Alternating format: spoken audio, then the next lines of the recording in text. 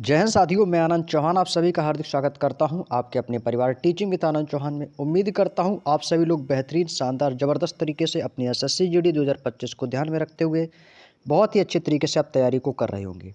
तो भाई आप सभी जानते हैं कि डेली शाम को 5 बजे हमारा एक सुपर सीरीज चल रही है, जिसमें हम दोस्तों एसएससी जीडी 2025 की जो अंकित भाटी सर की बुक का जो हमने कंप्लीट सॉल्यूशन कर चुके हैं, उसमें दोस्तों इस बुक का जो है हम कंप्लीट रिवीजन भी कर रहे हैं।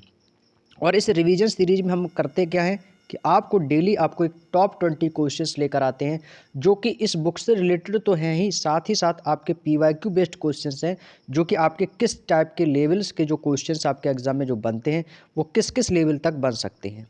वो सारे क्वेश्चंस इस सीरीज में हम डेली आपको शाम को 5 बजे कराते हैं। और हमारा एक प्लान जो हमने आप लोगों के सुपर सीरीज का जो तैयार किया, वो प्लान है कि हमें आपको एग्ज़ाम से पहले आपको ऐसे 20 प्रैक्टिस सेट कैसे भी करके आपको कंप्लीट करवाने हैं। तो आज ये दोस्तों हमारा 10वां प्रैक्टिस सेट है। ऑलरेडी हमारे 9 प्रैक्टिस सेट कंप्लीट हो चुके हैं और वो सभी 9 वीडियो की जो आपको प्लेलिस्ट भी बना रखी है, वो 9 वीडियो आपको हमारी प्लेलिस्ट में मिल जाएंगे। यदि आपने अभी तक इन सुपर सीरीज के क्वेश्चनों को नहीं किया है तो भाई ज़रूर करके जाइएगा। एग्जाम से पहले पहले आप इनको अच्छे से प्रैक्टिस कर लेंगे। और आज हमारा दोस्तों जो प्रैक्टिस सेट, ये हमारा 10वां प्रैक्टिस सेट है और आज से हमारे 10 प्रैक्टिस सेट कंप्लीट होंगे और बाकी के जो 10 प्रैक्टिस सेट रह जाएंगे उन्हें भी दोस्तों हम बहुत ही जल्दी से कवर करेंगे, क्योंकि हमारा जो टारगेट है टोटल 20 प्रैक्टिस सेट आप लोगों को करवाने का। और यदि आप ये विश्वास रखिएगा, यदि आप ये 20 प्रैक्टिस सेट करके जाते हैं तो मुझे नहीं लगता है कि आपके एग्ज़ाम का जो क्वेश्चन का जो लेवल है वो इससे हाई जाएगा। और यदि आप लोग इनमें स्कोर जो भी आप लोग अच्छा स्कोर जो भी कर रहे हैं, इससे ज़्यादा स्कोर जो है ना वो आपका एग्ज़ाम में रहने वाला है। ठीक है, इसके लिए आप लोग बिल्कुल भी कतई चिंता ना करें। तो चलिएगा दोस्तों, यहाँ पर हम ज़्यादा समय वेस्ट ना करते हुए अपनी श्रृंखला को आगे बढ़ाते हैं। और आगे बढ़ाने से पहले यदि आप लोगों ने अभी तक वीडियो को शेयर नहीं किया तो एक बार सभी साथी क्लास को शेयर कर देंगे। और पहला क्वेश्चन भाई आपके मोबाइल की स्क्रीन पर लग चुका है। आज का पहला और सबसे ईजी और शानदार क्वेश्चन आप लोगों के लिए दिया है। ठीक है, और इस क्वेश्चन को यदि आपने गलत कर दिया तो समझ लो भाई आपकी तैयारी जो है ना भाई एकदम बेकार है। और ये क्वेश्चन सबसे आसान है कि ये हर एक बंदे से ये क्वेश्चन बन सकता है। और ऐसे भी क्वेश्चन मैंने बहुत सारे क्वेश्चंस आपको करवाए हैं। अंकित भाटी सर की जो बुक थी उस सॉल्यूशन बुक में भी दोस्तों ने बहुत सारे ऐसे क्वेश्चंस किए भी थे। बहुत ही आसान क्वेश्चन है और मुझे नहीं लगता है कि इस क्वेश्चन को करने में आप लोगों को ज़्यादा समय लगेगा। तो देखो, पहला क्वेश्चन आपसे कह रहा है कि ABC एक काम को क्रमशः 10 दिन, 15 दिन, 20 दिन में करते हैं। उन्होंने उस काम को एक साथ मिलकर पूरा किया और मजदूरी के रूप में उन्हें 2600 रुपये प्राप्त हुए, तो C की मजदूरी कितनी रहे। तो भाई क्या करते हैं, सबसे पहले देखो A कितने दिन में काम कर रहा है, तो आपको सर A जो काम कर रहा है वो कर रहा है 10 दिन में। ए ने कितने दिन में काम किया भाई, ए किसी काम को 10 दिन में करता है, बी उसी काम को 15 दिन में करता है और एक सी है जो कि उस काम को 20 दिन में पूरा करता है। बस सिंपली आपको इन तीनों का एलसीएम ले लेना है। तो एलसीएम कितना आ जाएगा 60, और ये 60 क्या है दोस्तों, हमारा वर्क निकल के आ गया। तो भाई ये कितनी इसकी कार्य क्षमता निकालेंगे तो 10 छिक्का 60, 15 चौको 60 और 20 तियाँ 60। ये हमारी क्या निकल के आ गई, कार्य क्षमता, यानी कि इन तीनों की एफिशिएंसी। कह रहा है कि तीनों ने एक साथ मिलकर काम किया। भाई देखो, तीनों ने एक साथ मिलकर कितना काम कर लिया होगा। भाई इन सबको जोड़ देंगे तो 6 4 10 3 13। भाई इन्होंने कितने यूनिट काम किया भाई 13। आप कह रहे हो इन्होंने तीनों ने मिलकर कितना काम किया भाई 13 काम किया। और कह रहा है कि इन्हें मजदूरी के रूप में 2600 रुपये प्राप्त हुए, यानी कि 13 का मान कितना दिया गया है 2600। जब 13 का मान 2600 तो एक का मान कितना हो जाएगा 13 एकम 13, 13 दूनी 26, यानी एक की वैल्यू कितनी आ गई 200। एक यूनिट का मान 200 है। तो हमसे पूछा है सी की मजदूरी क्या है। भाई देखो, सी की मजदूरी कितनी थी 3। तो जब भाई सी जो है एक की मजदूरी में 200 यूनिट काम है, तो भाई 3 बराबर कितना हो जाएगा भाई, सिंपली आपको इसकी गुणा कर देनी। तो कितना हो जाएगा 3 दूनी 600। तो यहाँ से क्या हो जाएगी, हमारी सी की मजदूरी निकल के आ जाएगी। तो सी की मजदूरी कितनी आ गई 600। आप चाहो तो यहाँ से बी और ए की भी निकाल सकते हो। भाई सिंपल क्या करना है, 2 का गुणा इसमें कर देंगे, 4 दूनी 800। 800 मजदूरी बी की है और 2 की गुणा 6 में कर देंगे, 6 दूनी 1200 मजदूरी ए की है। तो हमसे किसकी पूछी थी, सी की। तो कौन सा ऑप्शन है आपको, सर ऑप्शन नंबर सी है। तो ये इस क्वेश्चन का बिल्कुल आसान सा जवाब हो जाएगा। उम्मीद करते सबने यही आंसर दिया होगा। तो चलिएगा आगे बढ़ते हैं अपने अगले क्वेश्चन की ओर। Question number 2। अगला भी क्वेश्चन दोस्तों बहुत ही आसान क्वेश्चन है। इसको भी भाई गलत बिल्कुल मत करना मेरे दोस्त, बहुत ही आसान सवाल हैं। इसीलिए मैंने आज स्टार्टिंग में थोड़े से आसान सवाल रखे हैं, ताकि आपका जो दोस्तों थोड़ा अंदर से जो मोटिवेशन है वो थोड़ा सा बढ़े, ताकि आप लोग इन क्वेश्चनों को बिल्कुल भी गलती से भी गलती ना करें। समझ रहे हैं ना भाई, भूल कर भी इन क्वेश्चनों को गलती बिल्कुल भी ना करें। बहुत ही आसान क्वेश्चन है। कह रहा है कि 30 छात्रों वाली एक कक्षा में सभी छात्रों ने एक टेस्ट दिया जिसमें से 12 छात्रों का औसत, भाई देखो 12 छात्रों का औसत स्कोर कितना है भाई, 62 है। भाई ये हो गए 12 छात्र और बाकी के छात्र, भाई टोटल छात्र 30 थे। यदि 12 छात्रों का औसत स्कोर 62 है तो शेष अभी कितने छात्र बचेंगे आपको सर 18, क्योंकि 18 12 30 होता है। 12 छात्रों का स्कोर कितना था भाई, 62 था। भाई इनको देखो काट लो, काट सकते हैं ना भाई, इनको रेशियो बना लेंगे। भाई ये तो कट जाएगा, 6 दूनी 12 और 6 3 18, तो 2:3 का रेशियो बन गया। बात समझ में आ गई। इससे क्या है, कैलकुलेशन आसान हो गई हमारी। 12 छात्रों का औसत स्कोर कितना था भाई, 62 था और बाकी के छात्रों का कितना था भाई, 74 था। क्या करना है, सिंपली आपको इनकी आपस में गुणा करा देनी है, बस हमारा यहाँ से क्वेश्चन सॉल्व हो जाएगा। कितना हो जाएगा, 2 दूनी 4, 2 छक्के 12, 124। ये हो जाएगा 3 चौको 12 की 2, 3 चौको 12 की 2, कैरी करेगा 1, 3 7 21 1 22। ये कितना हो गया, 222। भाई अब कह रहा है कि कक्षा का औसत स्कोर कितना, भाई इनको जोड़ दो, सबको जोड़ दो, तो ये कितना हो जाएगा, 4 2 6, 2 2 4 और 2 1 3, ये आ गया 346। ये क्या आ गया दोस्तों, हमारा टोटल योग। टोटल योग आ गया 346। हमसे पूछा है औसत स्कोर, हमें क्या बताना है, इसका औसत बताना है। और औसत क्या होता है, संख्याओं का योगफल बटे संख्याओं की संख्या। तो औसत कितना आ गया हमारा, टोटल योग कितना दिया गया, 346। अब कह रहा है कि कक्षा का औसत स्कोर कितना, भाई कक्षा का औसत स्कोर कितना था। भाई देखो 30 छात्रों वाली कक्षा थी, 30 छात्र में से 12 छात्रों का औसत स्कोर इतना था, तो शेष कितने बचेंगे, आपको होगा सर 18 बचेंगे। कितने शेष बचेंगे भाई, 18 शेष बचेंगे, ठीक है। अब बटे संख्याओं की संख्या, तो छात्र कितने थे भाई, यहाँ से हमने इसको काट दिया था, 2:3, तो यहाँ से टोटल छात्र कितने आ गए हमारे, 5। बस औसत बराबर क्या होता है, कुल संख्याओं का योग बटे संख्याओं की संख्या। बस तुरंत इसको डिवाइड कर देंगे 5 से। भाई बात समझ में आ गई, 5 से इसको डिवाइड कर देना है, तो कितनी बार कटेगा, 5 छिक्के 30, 5 निम 45, एक बचेगा, 5 दूनी 10, 69.2। क्या ऑप्शन में 69.2 है, आपको कि जी भैया बिल्कुल है, किस पे पास है, ऑप्शन नंबर ए के पास है, और ये इस क्वेश्चन का बिल्कुल सही जवाब हो जाएगा। 69.2 औसत स्कोर निकल के आ जाएगा। उम्मीद करता हूँ मेरे दोस्त बात समझ में आ गई होगी। अगले क्वेश्चन की ओर बढ़ते हुए क्वेश्चन नंबर 3 पढ़ेंगे। क्वेश्चन को भाई देखो कॉपी पेन साथ रख के बैठो, तभी इन क्वेश्चनों को सॉल्व कर पाओगे। भाई समझ रहे हैं ना, कॉपी पेन साथ रख के बैठो। अगला क्वेश्चन कह रहा है कि यदि 3 क्रमागत वर्षों के लिए क्रमशः 5%, 8% और 10% वार्षिक ब्याज दर, क्या कह रहा है कि वार्षिक ब्याज दर हो तो 3 साल के लिए 80,000 रुपये का चक्रवृद्धि ब्याज कितना रुपए होगा, जबकि ब्याज वार्षिक तौर पर संयोजित किया जाता है। अगला क्वेश्चन कह रहा है कि यदि 3 क्रमागत वर्षों के लिए, देखो यहाँ पर आपको दर दे रखी है ना, 5%, 8% और 10%। भाई इनकी दर को लिख लो सिंपल, आपको 5%, 8% और आपका कितना दिया गया है, 10%, ठीक है। अब कह रहा है कि इनकी ब्याज जो दर है ना, वो 3 साल के लिए 80%, 80,000 का चक्रवृद्धि ब्याज कितना होगा। भाई देखो आप चाहो तो इसमें देखो, इसमें मेथड लगा सकते हो, सक्सेसिव मेथड लगा सकते हो। भाई कैसे, कि जैसे 5%, 8% का सक्सेसिव निकाला, उसका जो मान होगा उसमें फिर उसको मान रखेंगे 10 में, तो वहाँ से आप निकालो। या आप चाहो तो भाई तीनों का एक फार्मूला भी होता है, तीनों का एक फार्मूला भी होता है। कैसे, तीनों को फार्मूला क्या हो जाएगा, जो दोस्तों तीनों को फार्मूला हो तो वो क्या होता है भाई, इन तीनों को जोड़ दो, तो 8 5 13 और 13 10 कितना हो जाएगा, 23। कितना हो गया, 23 प्लस, भाई देखो अब क्या करना है भाई, 5 और 8 की आपस में गुणा कर देनी है। भाई पहले तो जोड़ना है, फिर आपको करना है तीनों की गुणा। तो 8 पंचे कितना हो जाएगा आपको सर, ये हो जाएगा 40। अब 40 की गुणा इसमें कर देंगे तो ये कितना हो जाएगा, 10 है ना भाई। अब 8 की गुणा 10 में कर देंगे तो 8 दाम कितना हो जाएगा, 80। ये तो हो गया ए बी सी मान के ऐसे भी कर सकते हो, और बीच में ये तीनों कितना हो जाएगा, 10 बना 50, ये कितना हो जाएगा, ये हो जाएगा 50। अब भाई सबको जोड़ देंगे तो कितना हो जाएगा, 80 और 40 120, और 120 50 कितना हो जाएगा, 170, बटे में कितना आ जाएगा आपका 100, बटे में 2 जीरो से भाग दे देंगे, प्लस। अब प्लस में कितना हो जाएगा, अब इनको सबको जोड़ देंगे, इनकी आपस में गुणा कर देंगे, तो 8 पंचे 40, 40 दाम कितना हो जाएगा आपको सर 400। यहाँ पर 2 जीरो से गुणा की, तो यहाँ पर भी 4 जीरो से गुणा कर देंगे, तो ये कितना हो जाएगा, ये हो जाएगा हमारा 10,000। उम्मीद करता हूँ यहाँ तक की बात समझ में आपको आ गई होगी। बस अब इसको कैलकुलेट कर लेंगे। भाई देखो यहाँ से 2 जीरो से ये 2 जीरो आपकी कैंसिल आउट हो गई, और यहाँ पर 1 जीरो से 1 जीरो कैंसिल आउट हो गई, तो यहाँ पे कितना बचेगा भाई, जीरो हटेगा तो यहाँ पे पॉइंट आ जाएगा, तो ये हो जाएगा 23 प्लस 1.7, ये 1.7 कैसे है कि जीरो कटेगा, यहाँ पर दशमलव आ जाएगा, ठीक है। प्लस का यहाँ पर कितना बचेगा भाई, यहाँ पर 2 जीरो, तो ये 0.04 आ जाएगा। कितना आ जाएगा 0.04। जब इसमें हम क्या करेंगे भाई, इसका भाग देंगे।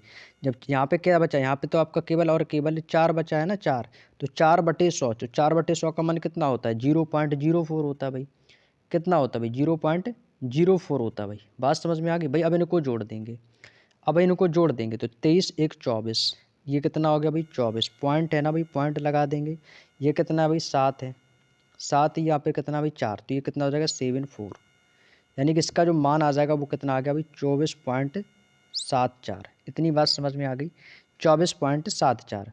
अब भाई इसको 24.74 को भाई यदि मैं क्या लिख सकता हूँ भाई, यदि मैं यहाँ से पॉइंट हटाऊंगा 2474 कर दूंगा, पॉइंट हटेगा तो भाई बटे में कितना आ जाएगा 100 आ जाएगा। बोलो यस या नो। आप कहोगे जब बिल्कुल आ जाएगा भाई, बटे में कितना आ गया 100। और कह रहा है कि इसका जो चक्रवृद्धि ब्याज है वो कितना हो जाए भाई 80,000 हो जाए।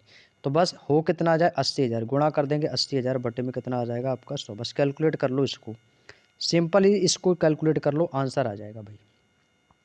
भाई देखो इसको करेंगे कैलकुलेट, 2 जीरो से 2 जीरो खत्म, 4 जीरो, तो 1 2 3 4 जीरो से 4 जीरो खत्म। 8 की गुणा इसमें कर देंगे तो कितना हो जाएगा, 8 चौको कितना हो जाएगा 32, 32 की 2, कैरी करेगा 3, 8 सत्ते 56, और 56 और 3 कितना हो जाएगा 59 की 9। देखो 92 वाला कौन सा ऑप्शन है भाई, 92 वाला एक ही ऑप्शन, ऑप्शन नंबर बी। चाहो तो गुणा भी कर सकते हो, नहीं भी गुणा करनी है तो डायरेक्टली आपको ये आंसर रख देना है, क्योंकि इकाई अंक 2 केवल इसी के पास है और बाकी के किसी भी ऑप्शन के पास इकाई अंक 2 नहीं है। तो कितना हो जाएगा 19,792, ये इस क्वेश्चन का बिल्कुल करेक्ट आंसर हो जाएगा। मैं उम्मीद करता हूँ दोस्तों बात समझ में आ गई होगी, ये इस क्वेश्चन का बिल्कुल सही जवाब है। चलिएगा अगले क्वेश्चन की ओर बढ़ते हुए, क्वेश्चन नंबर 4। क्वेश्चन नंबर 4 जो भाई है ये आपका किससे लिया गया है, ये आपका सिंप्लीफिकेशन का क्वेश्चन है भाई। बस इसको सॉल्व करना भाई। क्या पूछा है कि प्रश्नवाचक चिन्ह की जगह कौन सा मान आएगा। भाई देखो 4 सही 3/5, क्या लिखा है 4 सही 3/5, आपका लिखा है 5 सही 1/3 प्लस 2 सही 2/5 प्लस का 6 सही 2/3। भाई इस क्वेश्चन को यदि आप लोग, अब कुछ लोग क्या करेंगे भाई, सीधा क्या करेंगे भाई 5 चौको 20 3 23/5 और प्लस का 3 5 15 16/3, ऐसे करके इस क्वेश्चन को सॉल्व करेंगे भाई। करेंगे कि नहीं करेंगे भाई, जरूर करेंगे, लेकिन आपको ऐसा नहीं करना है। आपके लिए बिल्कुल सिंपल सा तरीका बता रहा हूँ भाई। यहाँ पर लिखा है 4 सही 3/5, क्या मैं 4 सही 3/5 को क्या ऐसे लिख सकता हूँ 4 प्लस 3/5। बोलते रहना भाई सभी लोग कमेंट में, 4 प्लस 3/5 इसको लिख सकता हूँ, यानी आपको लिख सकते हैं। मैं 4 सही 3/5 को 4 प्लस 3/5 लिख सकता हूँ। आगे फिर आपका है प्लस का 5 1 सही 1/3, आप इसको भी इसी तरीके से लिख लेना 5 प्लस का 1/3। फिर आपको लिखा है 2 सही 2/5, तो आप इसको लिख सकते हो 2 सही 2 प्लस 2/5। ठीक वैसे ही आपको इसको भी लिख लेना है 6 प्लस का 2/3। अब यहाँ पर आप चाहो तो इसकी ट्रिक समझ लो या इसका एक कॉन्सेप्ट समझ लो। आपको भाई क्या करना, भाई देखो यहाँ पर क्या करना है 3/5 1/3, यहाँ पर आपने देखा तो भाई आपको मैंने बता दिया कि मैं 4 सही 3/5 को 4 प्लस 3/5 लिख सकता हूँ। आपने कहा जी बिल्कुल लिख सकते हैं। तो आपको अब किसी से कोई मतलब नहीं है, आपको जो मतलब है ना भाई वो किस संख्या से मतलब है, वो है आपकी 4, यहाँ से 5, यहाँ से 2 और यहाँ से 6। केवल और केवल इन्हीं संख्याओं से हमारा लेना देना है, बाकी की किसी भी संख्या से लेना देना नहीं है। सबको जोड़ दो, 4 5 9 2 11 6 कितना हो जाएगा आपको सर, ये तो हो गया हमारा 17। 17 प्लस का लगाएंगे भाई। अब देखो ऊपर क्या है भाई, भाई ऊपर क्या बचा भाई, यहाँ पर देखो पेयर देखो भाई, यहाँ पर आपने देखा इसमें हंस क्या है, हर में क्या है आपने 5 यहाँ पर है 5 यहाँ पर है, तो हर कैसे हो गए समान है। हर कैसे यहाँ पर 5 और 5 का एक पेयर है, तो भाई पेयर आ गया है, तो भाई बटे में लिख देंगे 5 और इनको आपस में जोड़ देंगे। तो 5 यानी 3 को 2 में जोड़ दिया, क्योंकि इसके पेयर समान थे ना, 5 ये 5 ये, तो इनको ऊपर जोड़ देंगे तो 3 2 कितना हो जाएगा 5 प्लस। अब देखो इनका पेयर और इनका पेयर समान है, तो 3 और 3 है, तो यहाँ से इसको हम जोड़ देंगे तो ये कितना हो जाएगा 3/3। तो 3 से कटेगा एक बार, 5 से कटेगा एक बार, तो कितना हो गया 17 18 1 19। तो इसका आंसर आ जाएगा कितना आपको सर 17 प्लस का 2 इज इक्वल टू कितना हो गया 19। इस क्वेश्चन को ऐसे करना था भाई, बिल्कुल आसान तरीका था, इससे आसान कुछ नहीं हो सकता है। बस ये इस क्वेश्चन का बिल्कुल सही जवाब हो जाएगा। चलिएगा अगला question, question number 5। Question number 5 में भाई बहुत बार बताया मैंने ऐसा क्वेश्चन, और उसके लिए मैंने ट्रिक भी शायद आपको बता भी रखी है। इसके लिए ट्रिक भी मैंने आपको बता रखी है भाई, बहुत ही अच्छा क्वेश्चन है। कह रहा है कि एक धनराशि 3 वर्ष में साधारण ब्याज के तहत अपने आप की कह सकते हैं, या कभी कभी आता है स्वयं की 2 गुनी हो जाती है, तो यह कितने वर्षों में अपने आप की या स्वयं की 52 गुनी हो जाएगी। बहुत आसान क्वेश्चन है। और इसके लिए मैं आपको एक ट्रिक बताऊंगा भाई, ट्रिक आपके लिए मैं ना इस क्वेश्चन को करने का भाई सबसे आसान ट्रिक बताऊंगा। कोई फॉर्मूला नहीं, कोई कुछ नहीं, केवल और केवल एक आसान ट्रिक। भाई देखो 3 साल में 3 वर्ष में कितना हो रहा है, 3 साल में साधारण ब्याज के तहत ये कितनी हो रही, 2 गुनी। तो गुनी को क्या मान लेंगे, एन, यानी कि हो गया 2n, ठीक है, 2 गुनी हो जा रही। तो हमसे क्या पूछा कि कितने साल में, कितने साल में यह स्वयं की कितनी हो जाएगी, 52 गुनी हो जाएगी। 52 गुनी बता रहा है कि हो जाएगी कितने समय में। तो आपको क्या करना है, कुछ नहीं करना है, इस 52 में से एक कम कर देना है अपनी ओर से, बस बात खत्म। अब ये मत पूछना कि भैया एक कम क्यों किया, ज़्यादा भैया दिमाग मत लगाना भाई, तुरंत आपको एक कम कर देना। भाई एग्जामिनर नहीं आपसे पूछ रहा कि एक कम क्यों किया, भाई तुरंत आपको एक कम कर देना है। क्यों, अब भाई आपको मैं इसका रीज़न भी अभी बताऊंगा कि मैंने एक कम क्यों किया। भाई आप जाओ तो मैं 2 कम कर दूँ, भाई ऐसे नहीं, मैं बताऊँगा एक कम क्यों हुआ, ठीक है। तो क्या करना है आपको, इसमें से एक कम कर देना, तो कितना होगा, हो जाएगा 52 गुना में से एक कम कर दिया तो कितना हो गया, 51। अब ये भी आपको ध्यान देना है कि 52 हमें एक कम किस में करना है, जितने गुना हो जाएगी, कितने समय में इतना गुना हो जाएगी जब पूछे, तो उसमें आपको तुरंत एक कम कर देना है और इस 51 की गुणा इस 3 में कर देनी है, बस आंसर आ जाएगा। तो कितना हो जाएगा भाई, इसकी गुणा कर देंगे, 3 एक कम 3, 3 पच्चीस 15, तो कितना आ गया 153। यही इस क्वेश्चन का आंसर है, option number C is the right answer. अब समझो कि भाई एक गुना क्यों हुआ, भाई एक गुना का मतलब है, सॉरी एक कम क्यों होगा, एक कम का मतलब होता है क्योंकि आप सभी जानते हैं कि एन गुना होता है ना भाई, गुना, तो गुना बराबर कितना होता है, इसका एक फार्मूला होता है एन माइनस का 1 इंटू में होता है आपका 100%। बात समझ में आ गई, ये इसका तो एक फार्मूला होता है। इस फार्मूले को ना रटना पड़े इसलिए इसको माइनस का 1 किया। बात समझ में आ गई, इस फार्मूले को ना रटना पड़े इसलिए इसमें माइनस का 1 किया, और इससे आसान कोई क्वेश्चन नहीं है। लेकिन आपको अपनी ओर से एक -1 करके तुरंत इसकी गुणा कर दो, समय निकल के आ जाएगा, तो 153 साल हो जाएंगे। चलिए अगला क्वेश्चन, क्वेश्चन नंबर 6। अगला क्वेश्चन कह रहा है कि विपुल अपनी मासिक आय का 30% किराए पर, शेष का 40% किराने के सामान पर और शेष का 40% अन्य खर्च करता है। यदि वह एक महीने में 7,056 रुपये बचाता है तो वह किराने के सामान पर, किसके किराने के सामान पर कितना रुपये खर्च करता है। भाई देखो, हमें नहीं पता कि विपुल की मासिक आय क्या है। भाई मान ली कि विपुल की मासिक आय ए रही होगी और वो ए पर आय का, यानी अपनी आय का 30% वो किराए पर, यदि वो 30% खर्चा करता होगा तो बचाता कितना होगा आपको, 70%, यानी कि 70/100।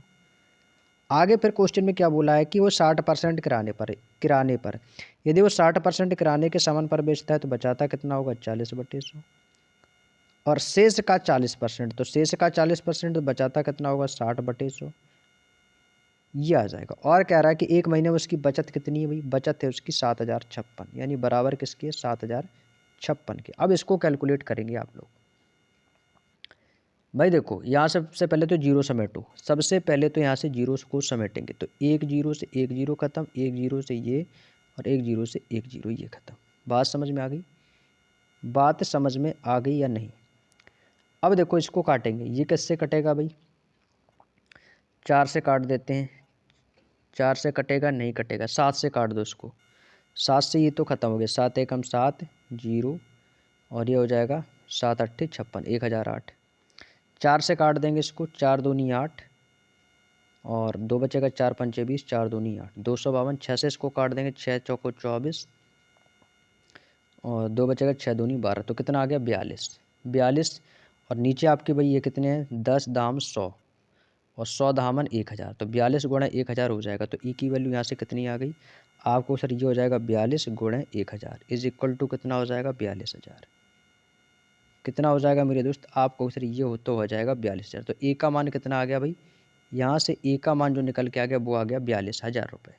हमसे क्या पूछा कि किराने के सामान पर कितना खर्च होगा, हमें बताना है कि किराने के सामान पर कितना खर्चा होगा, किराने के सामान पर। तो किराने का सामान भाई टोटल खर्चा हमारा कितना, ए का मान 42,000 है, कितना भाई 42,000 है। और इस 42,000 पर उसकी इनकम टोटल कितनी है भाई, उसकी मासिक आय कितनी, 30%, तो बचाता कितना भाई 70%, 70/100। और किराने के सामान पर कितना करता है, 60% किराने के सामान पर, तो इसको ऐसे ही लिख लो भाई, कितना 60%, 60% पूछा था किराने के सामान पर, 60/100। बस इसको कैलकुलेट कर लेंगे। तो 1 2 1 2 1 2 1 2 ख़त्म, 4 जीरो से 4 जीरो ख़त्म। ये कितना है 6 सत्ते 42 और ये कितना है 420। चाहो तो इसकी गुणा कर देंगे, 7 जीरो जीरो, 7 दूनी 14 की 4, कैरी करेगा 7 चौक 28 29, 2940 और यहाँ पर गुणा कर देंगे 6 से। तो कितना आ जाएगा 6 जीरो जीरो, 6 चौको 24 की 4, कैरी करेगा 2, 6 नंबर 54, 2 56 की 6, कैरी करेगा 5, 6 दूनी 12, 5 17। तो यह आ जाएगा 17,640 किस ऑप्शन के पास है, ऑप्शन नंबर बी के पास है। और यही इस क्वेश्चन का बिल्कुल शानदार जानदार आंसर हो जाएगा। उम्मीद करता हूँ सबने आंसर कर दिया होगा। चलिएगा अगले क्वेश्चन की ओर बढ़ते हुए, अगला क्वेश्चन है क्वेश्चन नंबर 8। 8वां क्वेश्चन कह रहा है कि वह अधिकतम संख्या क्या है जिसमें 314, 650 और 874 को भाग देने पर प्रत्येक स्थिति में समान शेषफल बचता है। भाई ये क्वेश्चन होते हैं आसान, इन क्वेश्चनों को बोलते हैं आसान क्वेश्चन, ठीक है ना। कहाँ गया क्वेश्चन भाई, ये रहा। ये क्वेश्चन को भाई ऑप्शन से कर सकते हो। ऑप्शन से कैसे, कि अधिकतम संख्या पूछे तो 314 को रखो भाई, किससे भाग दें, जिस और सभी को भाग दे के देख लो, जिससे हमारा जो शेष फल है ना भाई, शेष फल वो कैसा आ जाए भाई, समान आ जाए। तो भाई देखो इस क्वेश्चन को भाई करने का जो सबसे आसान तरीका बता रहा हूँ वो क्या है भाई। अब कुछ लोग क्या करेंगे भाई, भाग दे के देखेंगे, उसमें थोड़ा सा टाइम लग सकता है। आपको क्या करना है, कुछ नहीं, सिंपल इनकी संख्याओं को लिख लेना, 314 और कौन सी 650 और है आपकी तीसरी संख्या 874। ये आपकी तीनों संख्याएं हैं, ठीक है। आपको क्या करना भाई, इनके दोनों के बीच का डिफरेंस ले लेना है। तो इनके बीच के दोनों का डिफरेंस कितना आ जाएगा भाई, माइनस कर दो, 650 माइनस का 314, 10 में से 4 गया आपका 6, 4 में से 1 गया 3 और यहाँ पे कितना बचेगा आपका, 6 में से 3 जाएगा 3। तो इनके बीच का डिफरेंस कितना आया 336। और इन दोनों के बीच का डिफरेंस कितना ले लो, तो इन दोनों के बीच का डिफरेंस कितना आ जाएगा 4 और 7 में से 5 गया 2, 8 में से 6 गया 2, 224। ए बी सी मान के कर सकते हो, ए बी सी मान लिया। और भाई पहले और तीसरे का अंतर, तो इनके बीच का अंतर कितना आ जाएगा 4 4 जीरो, 7 में से 1 गया 6, 8 में से 3 गया 5, इनके बीच का अंतर कितना आ गया 560। बस अब यहीं पर आपको रुक जाना है। अब क्या करना है, आपने जो ये डिफरेंस निकाला है ना, डिफरेंस, इन्हीं डिफरेंस का क्या कर लेंगे भाई, एचसीएफ ले लेना है। तो मान कितना आया था 336, दूसरा क्या था 224 और तीसरा था हमारा 560। बस सिंपल आपको इन तीनों का एचसीएफ ले लो और जो भी एचसीएफ होगा वो हमारा आंसर होगा। भाई एक एक ऑप्शन उठा के रखते जाओ, एचसीएफ निकल आ जाएगा। तो भाई देखो एचसीएफ उठा के देखेंगे भाई, तो भैया 106 में मैं कितने की गुणा कर दूं जिससे 336 हो जाए, 2 से करेंगे, 2 छक्के 12, 3 छक्के 18। भाई सब बात ही नहीं बन रही है। भाई देखो इकाई अंक देखो भाई, यहाँ से मैं डी ऑप्शन को उठा रहा हूँ क्योंकि इसका आंसर तो डी है, तो इसलिए मैं डी ऑप्शन को उठा के रखे थे, कोई बताता हूँ। 112, तो 112 में मैं कितने की गुणा कर दूँ भाई, मान लिया कि इसका एचसीएफ कितना भाई 112 है। तो इस 112 में बनाने के लिए मुझे कितने से गुणा करनी पड़ेगी, तो 112 में को 336 बनाने के लिए मुझे इसमें 3 की गुणा करनी पड़ेगी। तो 3 दूनी 6, 11 3 33।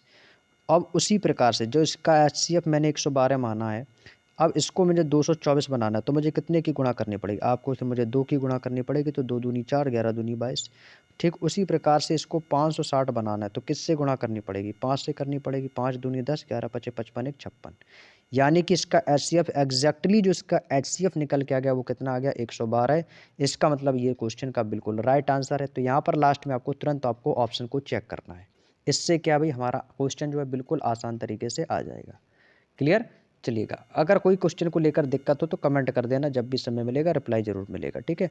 अगला क्वेश्चन है क्वेश्चन नंबर 8। देखो मैं दोस्तों इस क्वेश्चन का सबसे आसान तरीका बता रहा हूँ। देखो जब भी लाभ परसेंट पूछे या आपको लॉस परसेंट पूछे या हानि परसेंट, तो आपको दोस्तों इसका ओरिजिनल मान निकालने की कोई ज़रूरत नहीं है। आपकी यहाँ से कैलकुलेशन दोस्तों बहुत आसान हो जाएगी। देखो यहाँ पर 130 पुस्तक है ना भाई, इसकी कोई ज़रूरत नहीं पड़ेगी, इसकी कोई ज़रूरत नहीं पड़ेगी। मैं इसको ट्रिक बता रहा हूँ आपको, ठीक है। अब यहाँ पर क्वेश्चन बोला है कि इसने आधी पुस्तक इस रेट से बेची है। आधी का मतलब क्या होता है दोस्तों, 1/2। और 1/5 पुस्तक इस रेट से बेची, तो 1/5 यहाँ पर लिख लो। आपको क्या करना है, इन दोनों का एलसीएम ले लो। 2 और 5 का एलसीएम कितना हो जाएगा 10। आप मान के चलो भाई ये हमारी कुल पुस्तक है, ये हमारी क्या है कुल पुस्तक है। दोनों का एलसीएम ले लो, ये हमारी होगी कुल पुस्तक। अब आपको क्या करना है 10 का आधा कर देना है। तो 10 का आधा कितना हो जाएगा भाई 1/5, 1/2। 1/2 कर देंगे तो 10 का 1/2 कितना हो जाएगा, यानी कि 5 हो जाएगा हमारा। 10 का 1/2 कर देंगे तो कितना हो जाएगा 5 आ जाएगा, ठीक है। किस रेट से बेची है, 350 के रेट से बेची, 300 के रेट से बेची है। तो भाई इसकी गुणा कर देंगे 300 से, यानी कितना आ जाएगा 1500 आ जाएगा। अब कह रहा है कि इसका 1/5, तो 1/5 कितना हो जाएगा इसका, तो आपको सर 1/5 इसका 2 आ जाएगा। और इसको बेचिए 350 रुपये के हिसाब से, तो ये हो जाएगा 350, ये कितना आ जाएगा हमारा 700। कितना हो जाएगा दोस्तों हमारा, ये आ जाएगा हमारा 700। कितना आ गया भाई 700। उम्मीद करता हूँ दोस्तों यहाँ तक की बात समझ में आ गई। ये कितना हो गया भाई, ये हो गया हमारा 700 रुपये में। कितनी पुस्तकें अभी भी शेष बची हुई हैं, तो 5 2 7 की बात हो चुकी है, तो 10 में से 7 गया तो कितना बची, अभी भी 3 पुस्तक अभी शेष है। और इन 3 शेष को ना भाई, शेष को क्रय मूल्य पर बेचा है, यानी क्रय मूल्य हमारा कितना था भाई 200 रुपये। तो यानी इनको कितने में बेच रहा है, क्रय मूल्य 200 में, तो कितना हो जाएगा 600 रुपये। तो यहाँ से हमारा टोटल विक्रय मूल्य, यानी कि टोटल हमारा विक्रय मूल्य कितना हो जाएगा, टोटल एसपी भाई कितना हो जाएगा भाई, जोड़ देंगे 15 7 और 6 13 2800 हो जाएगा भाई। कितना हो जाएगा 2800। तो यहाँ से जो हमारा टोटल सेलिंग प्राइस निकल के आया है वो कितना निकल के आ गया, 2800 आ गया। और क्रय मूल्य कितना था, यदि वो 10 पुस्तकें 200 के रेट से खरीदने आया था, तो यहाँ से हमारा सीपी कितना हो जाएगा 10 × 200, यानी कि कितना हो जाएगा, ये हो जाएगा 2000। यानी कि जो खर्चा उसने 2000 का किया और 2800 रुपये उसने कमा लिया। भाई 2000 में खरीदा, 2800 में बेचा, कितने का प्रॉफिट हुआ, तो आपको सर प्रॉफिट हुआ है 800 का। लाभ जो हुआ है ना वो कितना हुआ 800, और लाभ हो या हानि हमेशा सीपी पर निकालते हैं।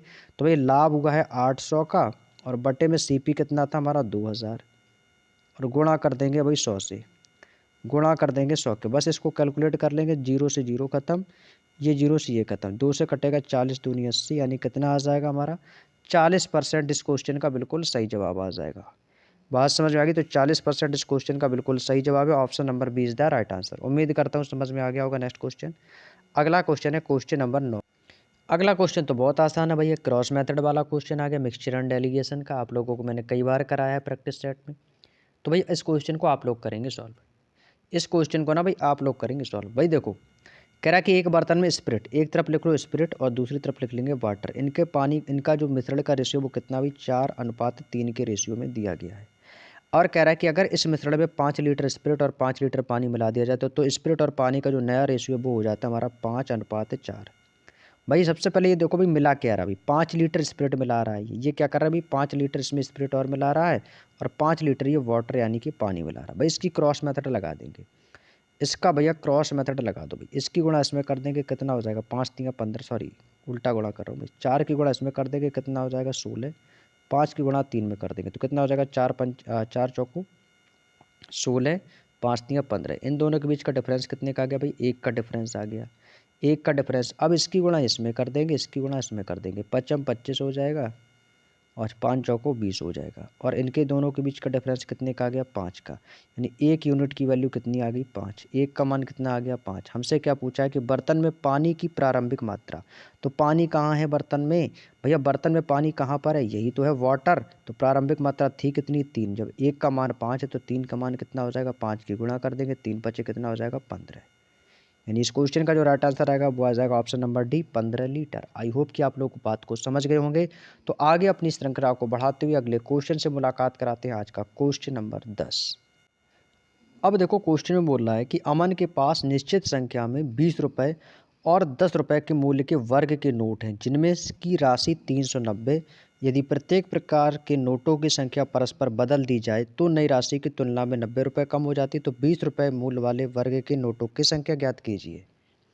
बात समझ में आ गई, यहाँ तक की बात समझ में आ गई। देखो भाई, ये हो गए हमारे 20 रुपये और ये हो गए हमारे 10 रुपये। मैंने मान लिया कि 20 रुपये के नोटों की संख्या ए है और 10 रुपये के नोटों की संख्या बी है, तो टोटल वैल्यू कितनी हो जाएगी 20A। और भाई एक नोट 20 रुपये का है तो नोटों की संख्या 20A हो जाएगा, क्योंकि नोटों की संख्या ए मान ली। और 10 रुपये के नोटों की संख्या कितनी हो जाएगी, ये हो जाएगा 10B। और टोटल किसके बराबर है, टोटल है 390 के बराबर।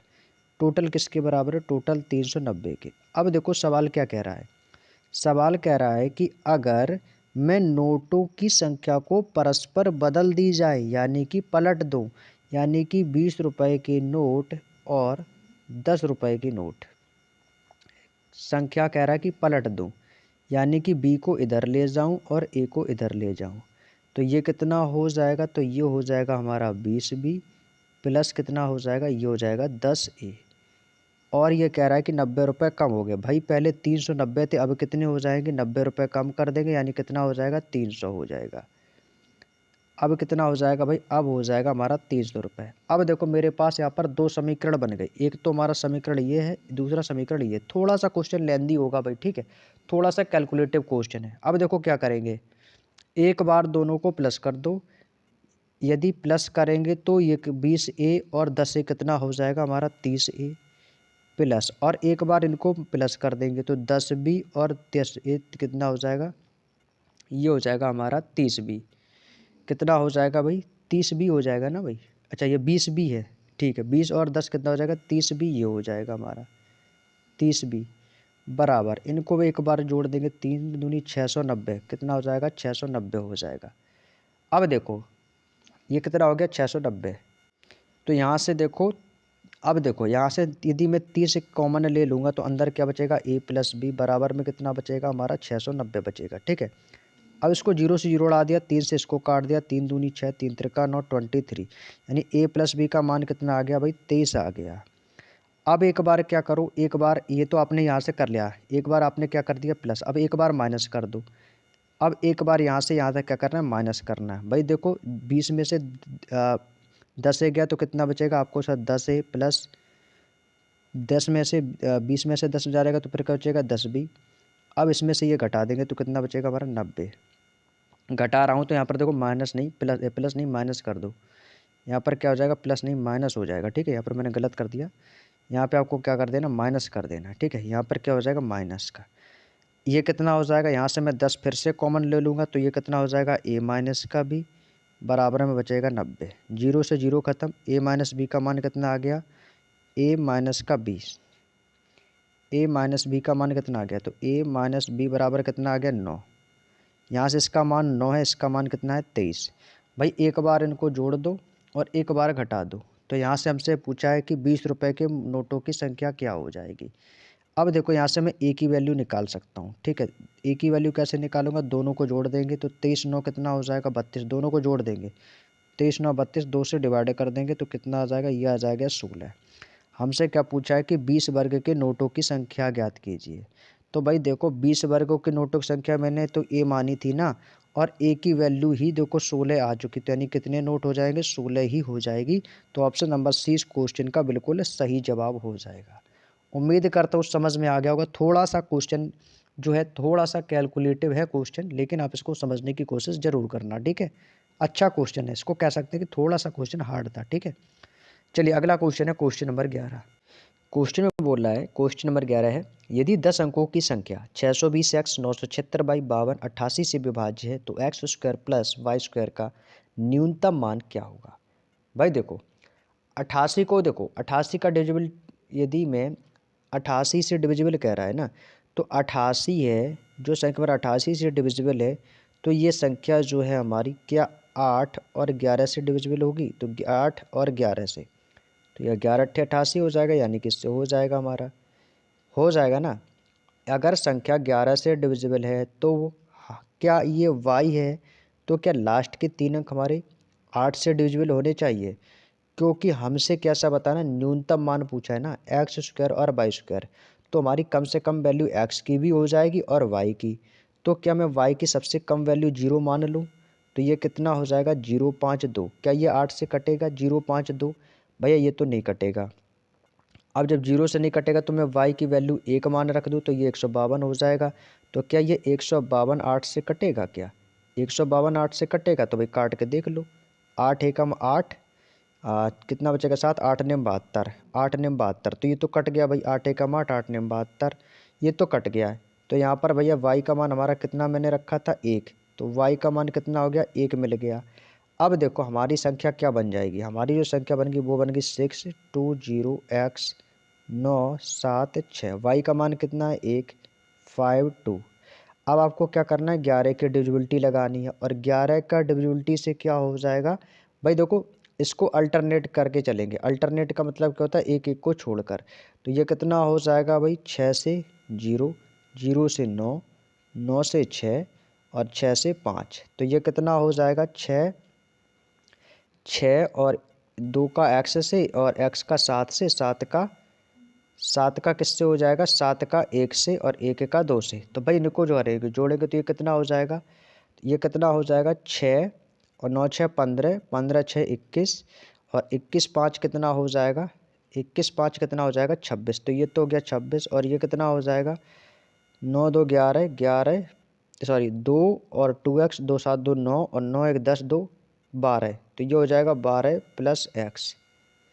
कितना आ गया दोस्तों, 12 प्लस एक्स। अगर ये 26 है और 26 में से 12 प्लस एक्स, 26 और ये कितना हुई, 12 प्लस का एक्स।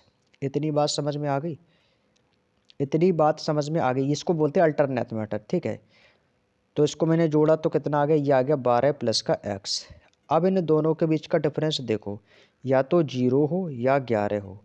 अगर ये 26 है, ये यदि 26 है और 26 में से यदि मैं 11 माइनस कर दूंगा तो ये कितना हो जाएगा, आप कहोगे सर ये हो जाएगा 15। तो अंतर कितना हुई, अंतर में भैया यहाँ से 11 बना रहा हूँ, ठीक है। 26 में से मैंने 11 घटा दिया तो अंतर कितना आ गया भाई, 15 आ गया। यानी ये टोटल मिलकर हमारा 15 होना चाहिए। यदि ये 12 प्लस एक्स है तो एक्स का मान यहाँ पर मुझे कितना रखना होगा, तो एक्स का मान मुझे यहाँ पर 3 रखना होगा। बस हो गया सवाल। तो एक्स का मान कितना आ गया, 3 आ गया। वाई की भी वैल्यू 1 है, एक्स का मान 3 है। वाई की वैल्यू कितनी आ गई, एक्स। तो यहाँ पर मैं देखो इसको लिख लेता हूँ, ठीक है। वाई का मान कितना है 1, एक्स का मान कितना है 3। बस इनके मान हमने निकाल लिए। बस x square plus y square में रख देंगे। एक्स का मान कितना हो जाए, 3 का वर्ग 9, वाई का वर्ग 1। तो 9 1 कितना हो जाएगा 10 और 10 ही इस क्वेश्चन का आंसर हो जाएगा।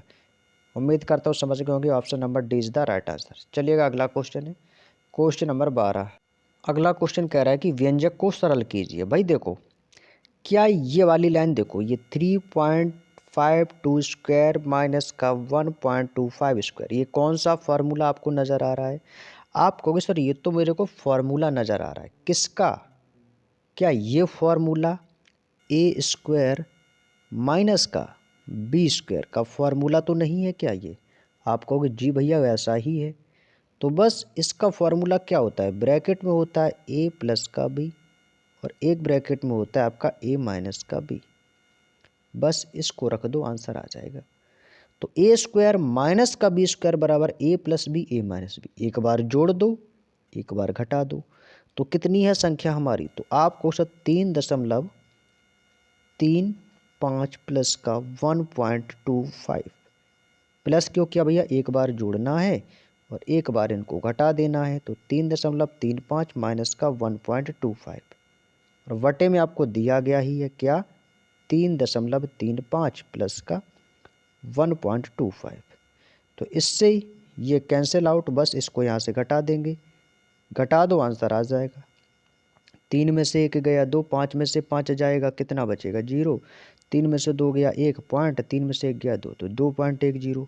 2.10 या बोल दो 2.1। कौन सा ऑप्शन है, option number D is the right answer. बोलो इससे आसान क्या हो सकता है, कुछ भी नहीं है भैया इससे आसान। Next question, question number 13। अगला क्वेश्चन कह रहा है कि यदि ए अनुपात बी का मान 3:4, बी अनुपात सी बराबर 5:7 और सी अनुपात डी बराबर 8:9 है, तो ए और डी किसके बराबर होगा। भाई देखो रेशियो का सबसे आसान क्वेश्चन है। भाई देखो क्वेश्चन में बोला है कि क्या बोला, ए अनुपात बी, ए अनुपात बी का मान कितना दिया गया है, 3:4 दिया गया है। कितना, 3:4। और आगे बोला है कि बी अनुपात सी का मान कितना दिया गया, 5:7 दिया गया है। और सी अनुपात डी का मान कितना दिया गया, 8:9 दिया गया है। यहाँ तक की बात समझ में आ गई। अब हमसे क्या पूछा है, हमसे पूछा है कि ए अनुपात डी का मान कितना होगा। आपको क्या करना है, देखो इन तीनों की गुणा कर देनी है, क्योंकि यहाँ पर बी 2 बार है, दो सी भी 2 बार है, तो ए और डी का ही तो पूछा है। तो हमसे क्या पूछा, ए अनुपात डी बराबर, भाई तीनों की गुणा कर देंगे, इन तीनों की गुणा कर देंगे, कितना हो जाएगा, 3 5 15 8 120।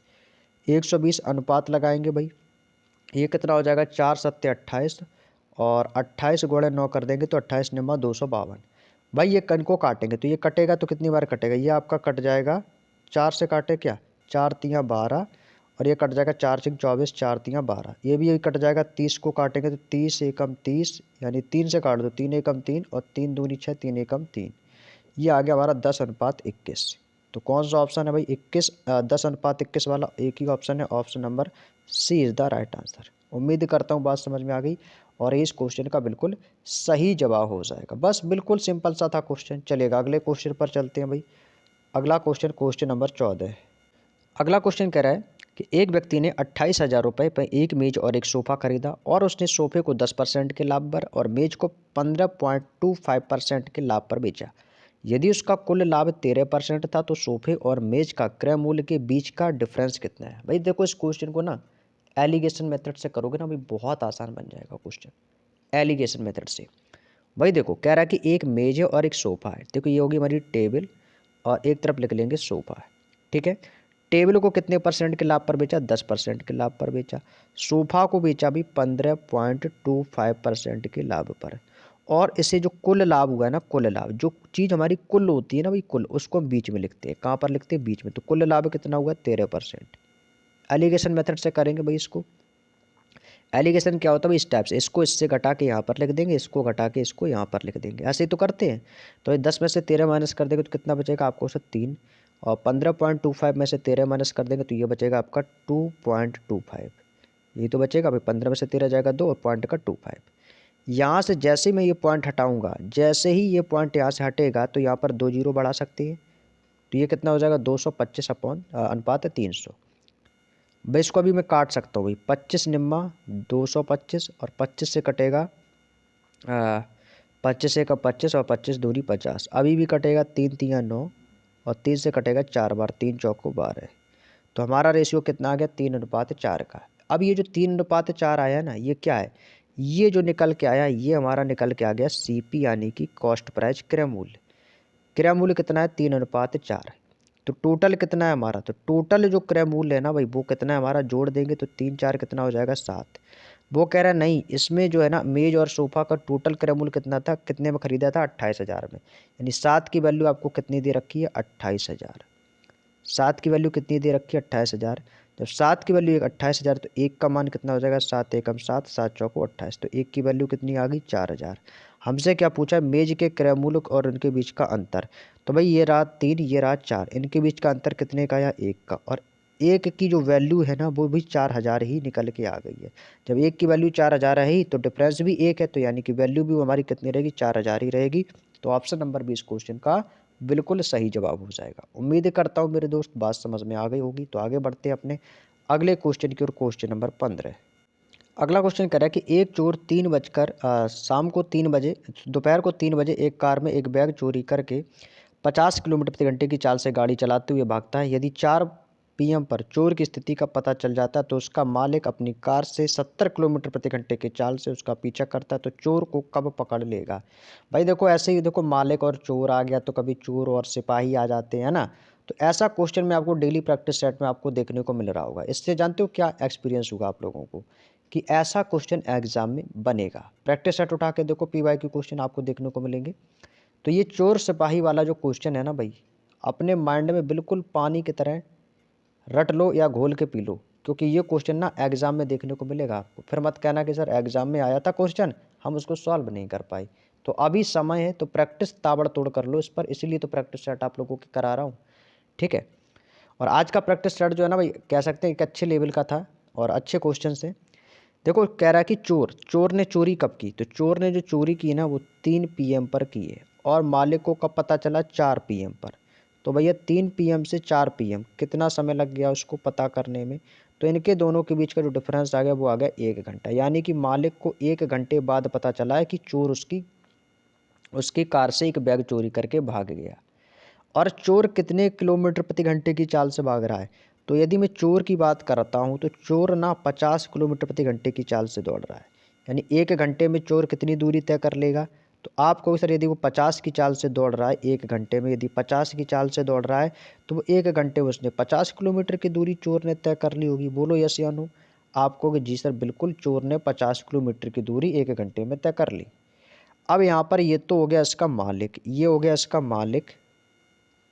ठीक है, जिसने उसकी कार से बैग चुराया है। ठीक है, बैग चुराया जिसने कार से, मालिक की कार से। और मालिक और चोर के बीच की जो दूरी आ गई ना वो कितनी आ गई है, 50 किलोमीटर। ये दूरी हमारी निकल के आ गई 50 किलोमीटर और यहाँ पर कौन है, चोर है। अब बोल रहा है कि चोर तो जा रहा है अभी 50 की चाल से, यहाँ से भाग रहा है ना चोर। चोर किसकी चाल से चल रहा है, 50 किलोमीटर प्रति घंटे की चाल से। और इसका जो मालिक है ना, मालिक, अब वो अपनी कार से जा रहा है अभी चोर की ओर, वो जा रहा है 70 किलोमीटर प्रति घंटे की चाल से। अब आप एक बात बताओ, एक व्यक्ति 50 की चाल से जा रहा है, दूसरा 70 की चाल से जा रहा है, तो सीधी बात है कि 70 वाला 50 को पकड़ लेगा। पकड़ेगा कि नहीं, तो भाई हमसे वही तो पूछा कि कितने समय बाद पकड़ेगा, तो हमें यानी हमसे क्या बताना है, ऐसे समय बताना है। तो यहाँ से हम समय निकाल सकते हैं कैसे, दूरी कितनी है भाई, समय बराबर होता है दूरी बटी चाल। तो दूरी थी 50 किलोमीटर की चोर और मालिक के बीच की, और यहाँ से निकालेंगे इसकी सापेक्ष चाल। तो सापेक्ष चाल कितना है भाई, देखो विपरीत दिशा में चालें जो होती है वो समान दिशा में चालें घटती हैं और विपरीत दिशा में चालें जुड़ती हैं। भाई देखो, चोर की और पुलिस या चोर या मालिक जो भी बोलो आप, जब भी ये एक दूसरे को पकड़ते हैं तो ये समान दिशा में भागते हैं। भाई जिस दिशा में चोर भागेगा उसी दिशा में तो पुलिस भागेगी। ऐसा तो है नहीं कि चोर भाग रहा है नॉर्थ में और पुलिस भाग रही है साउथ में पकड़ने के लिए, भाई ऐसा तो होता नहीं। भाई समान दिशा में, तो समान दिशा में चालें घट जाएंगी। तो 70 में से 50 माइनस किया तो कितना आ गया, 20। समय बराबर दूरी बटे चाल, तो इसको काट देंगे भाई, कितनी बार, 0 से 0, 2 से कटेगा 2.5 घंटे। यानी कि 2.5 घंटे बाद जो है ना भाई, मालिक उस चोर को पकड़ लेगा। लेकिन मालिक कितने बजे भागा था, तो मालिक तो भैया 4 बजे गया था, 4 बजे मालिक को 4 बजे जाना, 4 बजे मालिक को ये बात पता चली थी 4 बजे। तो बस आपको क्या करना है, इसे 4 बजे में 2.5 घंटे ऐड कर देना है, 2.25 आवर। तो कितना हो जाएगा आपको सर, 6:30 बजे, 6:30 PM आ जाएगा भाई, 6:30 PM। बात समझ में आ गई। Option number C is the right answer, ये इस क्वेश्चन का बिल्कुल सही जवाब हो जाएगा। चलिएगा अगले क्वेश्चन की ओर चलते हुए। अगला क्वेश्चन, क्वेश्चन नंबर 16। क्वेश्चन कह रहा है कि पी और क्यू के लाभ का रेशियो जो है ना वो कितना है, 5:8। यदि उनकी निवेश समय अवधि का अनुपात 3:5 है तो उनकी निवेश का अनुपात क्या होगा। निवेश यानी कि कैपिटल का मान पूछा है, किसका मान पूछा, कैपिटल का। भाई हमें नहीं पता है कैपिटल का मान कितना है, तो भाई कैपिटल का मान मान लिया हमने कि A/B है, A/B मान लो भाई, ठीक है, A/B मान लिया। और कह रहा है कि उनके लाभ का अनुपात 5:8 है और उनकी अवधि यानी समय, तो समय यानी कि टाइम, टाइम का रेशियो कितना है भाई, 3:5 है। समय का रेशियो कितना दिया गया है, 3:5 है भाई। तो इसका ये क्या हमारा कैपिटल और ये क्या हमारा समय, यानी कैपिटल और टाइम इज इक्वल टू क्या हो जाएगा हमारा प्रॉफिट, यानी कि इनका क्या हो जाएगा प्रॉफिट। समझ रहे हैं ना भाई, ए का निवेश किया भाई 3 समय के लिए तो कितना लाभ होगा, तो आपको सर ये हो जाएगा हमारा लाभ का अनुपात। देखो इन्होंने दे रखा है, कितना दे रखा है, लाभ का अनुपात 5:8 दे रखा है। तो सीधी सी बात, जब 5 दे रखा भाई, देखो समय का और कैपिटल का आपस में जब गुणा कर देंगे तो ये होगा 3A, ये हो जाएगा 5B। हो जाएगा कि नहीं, आप कहोगे सर समय जो हमने कैपिटल जो राशि निवेश की है, कितने समय के लिए निवेश की, 3 के लिए, तो कितना हो जाएगा, ये हो जाएगा 3A। और दूसरी है बी राशि, तो बी को भाई 5 वर्ष के लिए, तो कितना हो जाएगा भाई 5 समय के लिए, तो ये कितना हो जाएगा 5B। इस पर दोस्तों जो लाभ हुआ वो किसके बराबर है, वो है 5/8 के। बस इसको कैलकुलेट करना है, सिंपली इसको कैलकुलेट कर लो, आंसर आ जाएगा। भाई देखो यहाँ पे 3/5 कितना है, 3/5, यहाँ से मैं A/B कॉमन ले लूँगा तो इसकी कैची गुणा कर दूंगा इस प्रकार से। तो 25 और 8 दिया 24, तो कितना हो जाएगा 25/24 इज इक्वल टू 25:24 कह सकते हैं A/B का मान। तो कौन सा ऑप्शन है भाई, आपको सर ऑप्शन नंबर कौन सा हो जाएगा भाई, ऑप्शन नंबर हमारा डी वाला बिल्कुल सही जवाब हो जाएगा, 25:24 इज द राइट आंसर। उम्मीद करता हूँ बात समझ में आ गई। चलिएगा अगला क्वेश्चन, क्वेश्चन नंबर 17। क्वेश्चन कह रहा है कि पुस्तक पर 23% की छूट देने के बावजूद राज 10% लाभ कमाता है। यदि राज 63 रुपये का लाभ अर्जित करता है तो पुस्तक का अंकित मूल्य ज्ञात करें। ऐसा क्वेश्चन मैंने आपको कल के भी प्रैक्टिस सेट में शायद कराया, या कल या परसों के प्रैक्टिस सेट में मैंने कराया भी है। अभी आपको कहोगे सर कब कराया, भाई मैंने कल और परसों की क्लास में आपको ये क्वेश्चन कराया है इसी प्रैक्टिस सेट में। उसको जब आप करना, अभी मैं करवाऊँगा तब आप कहोगे हाँ सर ऐसा क्वेश्चन आपने कराया था। भाई देखो पुस्तक पर 23% की छूट दे रहे भाई। अब देखो भाई छूट जो होती है ना वो हमेशा क्रय मूल्य पर मिलती है भाई, जो भी सॉरी अंकित मूल्य पर छूट मिलती है, अंकित मूल्य पर मिलती है। जो भी पुस्तक में प्रिंट प्राइस होगा उस पर जो कीमत होगी उस पर हमें क्या मिलती है, छूट। यानी कि CP अनुपात MP ले लेंगे, यानी कि मार्क प्राइस। हमें नहीं पता हमारा क्रय मूल्य कितना भाई, माना कि मेरा क्रय मूल्य रहा होगा 100 रुपये, हमने कोई वस्तु 100 में खरीदी और उस पर हमें क्या मिला, डिस्काउंट मिला। इसके बाद अंकित मूल्य भैया मान लेंगे, इसको भी 100 मान लेंगे, और अंकित मूल्य पर हमें क्या मिल रहा है, 10% का लाभ यानी कि प्रॉफिट मिल रहा है। इस पर प्लस का कर देंगे पी। भाई देखो छूट कितने की दी थी पुस्तक पर, 23% की छूट पर ही तो खरीदी है मैंने पुस्तक। यदि 23% की पुस्तक की यदि छूट दी होगी तो वो पुस्तक मैंने कितने में खरीदी होगी, 77 में खरीदी होगी, और उस पर मुझे 10% का लाभ हो रहा, तो लाभ कितने का हुआ होगा आपको सर, 110 का लाभ हुआ होगा। इतनी बात समझ में आई। इसको काट सकते हो आप, किससे कट जाएगा, ये कट जाएगा आपका 11 से, 11 सत्ते से 70 और 11 दहम 110, तो 7:10 का रेशियो बन जाएगा। अब आगे क्वेश्चन में बोला कि यदि ये 63 रुपये का लाभ कमाता, यदि ये 63 का लाभ कमाता, कौन, राज, ठीक है भाई, राज बताओ कितने का लाभ कमा रहा भाई, ये राज यदि 63 का लाभ कमाता। अब भाई देखो 10% का लाभ किस पर है, 63 के बराबर है। अब देखो यहाँ से एक बात समझो, 10% का जो लाभ है ना वो किसके बराबर है, 10% का जो लाभ है ना वो किसके बराबर है, वो है 63 के बराबर है। 10% बराबर 63 के, तो 100% की वैल्यू कितनी हो जाएगी, तो 100% की वैल्यू आप कहोगे सर 630 हो जाएगी भाई, 63 दहम 630 हो जाएगी 100% की वैल्यू। तो ये हमारा क्या निकल के आ गया, ये हमारा सीपी था, क्रय मूल्य। तो क्रय मूल्य कितना है हमारा यहाँ से 63, क्या है 63 यानी कि 630 है, क्रय मूल्य कितना है 630, 100% की वैल्यू 630। यहाँ पे मेरा सीपी कितना है भाई, सीपी आप कहोगे सर 7 है, वो नहीं सीपी नहीं, जो सीपी है ना वो 630 है। 7 का ये कितना गुना है, आपको सर ये तो 7 का ये तो हो गया 90 गुना, 90 गुना। जब ये 7 का 90 गुना 630 है तो हमसे अंकित मूल्य पूछा है, अंकित मूल्य हमारा 10, तो इसका भी 90 गुना कर देंगे तो कितना हो जाएगा, 90 दहम 900 रुपये। तो हमसे क्या पूछा था, अंकित मूल्य पूछा था, एमपी का मान 900 रुपये हो जाएगा। Option number A is the right answer. बात समझ में आ गई, और इन प्रैक्टिस सेट को दोबारा से ज़रूर करिएगा मेरे दोस्त, तो इससे आपकी एक बार और अच्छे से प्रैक्टिस हो जाएगी। क्लियर। चलिएगा अगला क्वेश्चन, क्वेश्चन नंबर 18। अगला क्वेश्चन, क्वेश्चन नंबर 18, ए और बी एक कार्य को करने की क्षमता का रेशियो है 3:5। भैया ए अनुपात बी की जो क्षमता का रेशियो है वो कितना है, 3:5 का रेशियो है, और दोनों ने मिलकर इस कार्य को 15 दिनों में समाप्त किया। भाई यहाँ से देखो टोटल वर्क निकालेंगे, ठीक है। क्या कह रहा है कि दोनों ने मिलकर, तो दोनों मिलकर कितना काम कर रहे हैं भाई, दोनों को जोड़ देंगे तो 3 5 हो जाएगा 8। कह रहा है कि दोनों ने मिलकर कितने दिन तक काम किया, 15 दिन, तो 15 दिनों में कितना काम कर लिया होगा, 15 × 120। उन्होंने टोटल काम कितना कर लिया होगा, 120, यानी ये हमारा क्या आ गया, टोटल वर्क आ गया, कि टोटल वर्क जो है ना उन्होंने 120 कंप्लीट कर लिया। अब कह रहा है कि बी अकेला कितने दिनों में करेगा, भाई बी की क्षमता कितनी है, 5, मेरा टोटल वर्क है, हमसे बी के बारे में पूछा है ना, तो भाई टोटल वर्क है हमारा 120 और बी की क्षमता कितनी है, बी की क्षमता है 5, तो 5 से भाग दे देंगे तो यहाँ से निकल के आ जाएगा कि बी अकेला 120 काम कितने दिनों में कर लेगा। 5 से काट देंगे, 5 24 पंचे 120, तो बी को कितने दिन का समय लगेगा, 24 दिन का समय लगेगा। तो कौन सा ऑप्शन है आपको sir, option number A is the right answer, 24 दिन का समय लगेगा। क्लियर, बहुत ही आसान क्वेश्चन था भाई, बहुत ही सिंपल सा क्वेश्चन। चलिएगा अगला क्वेश्चन, आज का second last question, question number 19। भाई देखो, एक ट्रेन को 55 मीटर लंबे प्लेटफॉर्म को पार करने में 59 सेकंड का समय लगता है। यदि उसी प्लेटफॉर्म पर खड़े व्यक्ति को पार करने में 54 सेकंड लगते हैं तो ट्रेन की लंबाई बताइए। देखो यहाँ पर दो आपके केस बनते हैं, जब कि ट्रेन किसी प्लेटफॉर्म को पार करती है तो वो अपनी लंबाई और प्लेटफॉर्म की लंबाई दोनों को पार करती है, और जब कोई ट्रेन किसी व्यक्ति को पार करती है तो केवल अपनी खुद की लंबाई को पार करती है।